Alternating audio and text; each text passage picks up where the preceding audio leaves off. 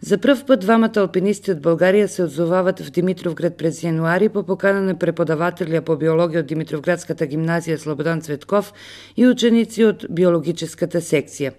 Тогава представят изложба на фотографии и филм за българската премиера на върхът Кедър Дом в Гаравалските Хималаи. Професор Цветков ги запознава с ждрелото на Ерма и, както Петков пише след това в една от статиите си, остават пленени от това ждрело завинаги. Скалите на дължина от 50 до 250 метра, на места надвесени изключително гладки форми и клатещите се плочи варовик представяват невероятно предизвикателство за всеки катерач.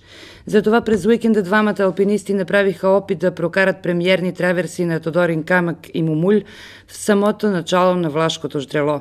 И в двете начинания тези катерачи не стигнаха до края, но това е само начало на голямо алпийско изследване. Тъй като местността е на само 80 км от София, планират да посещават местността постоянно и да опитват нови маршрути. Съвсем реално да се направят над 100, сподели Тако Младенов. Биолог по професия, като неоценима стойност в ждрелото той намира и фауната му, където съвсем сигурно перла в ниската е черния бор.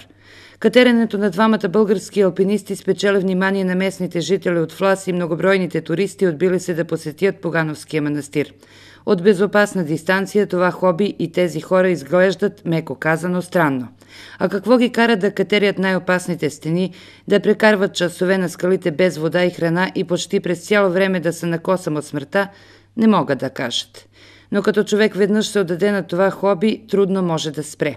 А когато алпинист намери такова съкровище, каквото е ждрелото на Ерма, то го гони да се връщат отново и отново на по-опасно и по-високо. И ще се върнат пак, казаха на прощаване Тако Младенов и Дамян Петков.